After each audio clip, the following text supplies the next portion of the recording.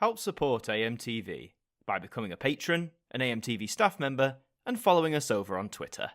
Hi there guys, it's Adam Martyn here, and welcome back to another video, and today we're going to be talking about the much missed BBC News presenter George Alagiah, who sadly passed away at the age of 67. Before we get into that, I just want to address there's no face cam today and the audio might be a little bit different. I'm not at my usual recording setup. I'm literally recording this using the microphone on my laptop, which is a newer laptop now, thankfully, but I just wanted to address that right out of the gate. So George Alagiah, he's been on the BBC for decades now. He was one of the first news presenters I remember properly, recognising regularly, similar to Bill Turnbull, who of course sadly passed last year as well.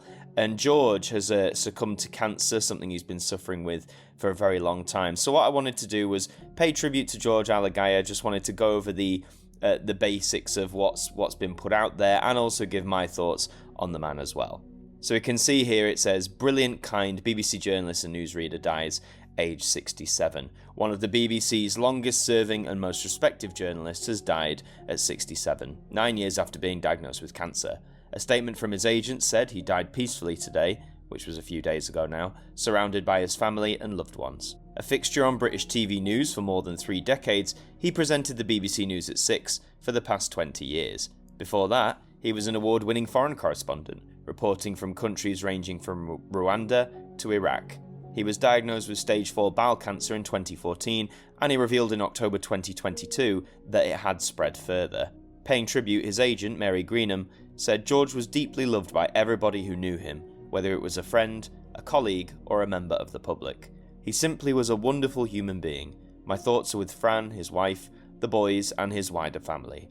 Alagiah died earlier on Monday, but fought until the bitter end, his agent added. And the Director General of the BBC naturally has been one of the first to come out with a statement. Several people have come out with statements and tributes, but I guess it's fitting that the current big boss of the Beeb says something. He said, across the BBC, we are all incredibly sad to hear the news about George. We are thinking of his family at this time.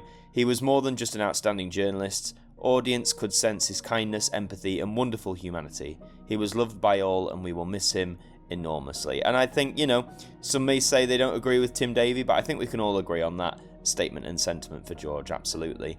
There's more as well, from his various colleagues, such as a statement from John Simpson, who's the BBC World Affairs editor. There's the chief international correspondent, Lys Doucette, and Clive Myrie, of course, who usually presents BBC News at 1. He also does Mastermind as well. He said, on a personal note, George touched all of us here in the newsroom with his kindness and generosity, his warmth and good humour. We loved him here at BBC News, and I loved him as a mentor, colleague and a friend. And I guess it's easy to forget just how long he's been on, working for the BBC. He's been working there for several decades, and I think it's been about 20 years that he was on the new revamped, as it were, BBC News at 6, for which he was a very regular fixture. Indeed, that's how I first remembered him.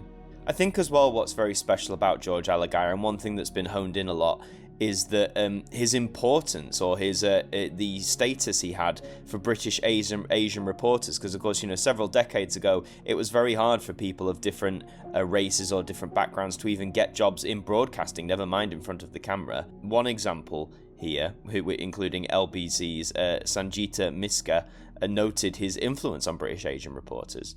They said, growing up when the BBC's George Alagiah was on the TV, my dad would shout, "George is on," and we'd run to watch the man who inspired a generation of British Asian journalists. That scene was replicated across the UK. We thank you, George. Rest in peace.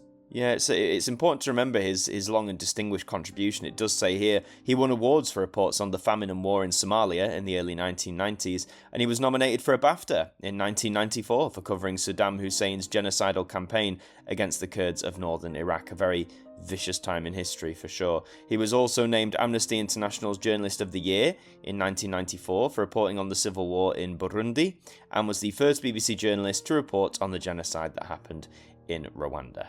George himself was born in Colombo, Sri Lanka, before moving to Ghana and then England in childhood. And it's sad that obviously he left Sri Lanka. His memory is just of leaving it because of the stuff that was going on there at the time. There's a lot of fascinating history about George himself, like how he came to the UK, how he was dropped off at boarding school, and the sort of racism that he suffered, but then how he was able to get into broadcasting. He did join the BBC as a foreign affairs correspondent in 1989, then Africa correspondent, and so on and so forth. Just some of his key things that I remember especially. It says he was made one of the main presenters of the 6 o'clock news in 2003. He anchored news programs from Sri Lanka following the December 2004 tsunami, which was a very tragic, very horrific event there, and as well as reporting from New Orleans in the aftermath of Hurricane Katrina, and from Pakistan following the South Asian earthquake in 2005. So George has never been afraid to sort of get out there on the front line, as it were, to be on the very forefront of any sort of disaster or major event. He was always willing to step up and do that. In terms of his cancer, again, it's something that he struggled with for such a long time, diagnosed in 2014, and I think there were multiple points where it looked as if he might have succumbed to it earlier, and he did admit in early 2022 that he thought that cancer would probably get him in the end, which might sound very solemn, but, you know, I think anyone who suffers from any kind of cancer for a long time will tell you that after a long while, you do sort of grow accustomed, or more, I guess, not content in that you just let it happen, but, you know, you have to make peace in a way with if it is that severe, but he faced it with great gusto and great bravery. What I think is good about the BBC's page on this, at the very bottom, it does list about bowel cancer symptoms, which, again, similar to with what Bill Turnbull suffered and passed from last year, if any of this, or George's advocacy for what he's going through, any sharing about his journey and stuff like that, if that can help anyone recognise their own symptoms that they might have a similar thing, then that can only be very useful. So again, that's at the bottom there, but you can also check these symptoms on the NHS website. And again, George, I just found a very warm presenter, you know, even when reporting on some of the most tragic things of the last 20 years that I've seen. You know, I always felt a sense of reassurance from George's delivery and presentation that this was being delivered in the most accurate, the most considerate way possible. And I think that truly embodies the values of what it means to be not just an employee of the BBC, but a news presenter in general. You know, this sense of you've got to get the right information out to the people in the most accessible, in the most considerate, in the most useful way possible. And I think George Alaghiah, honestly, from all the years I've been watching him on the telly, ever since I was a kid in like the early to mid 2000s, all the way up until today, that just rings true. So similar to Bill Turnbull and other news presenters, but George is definitely one of my top inspirations, or in the sense of he sparked my interest really in that sort of newsreader profession. I think he served as an inspiration to more people than he may have realised.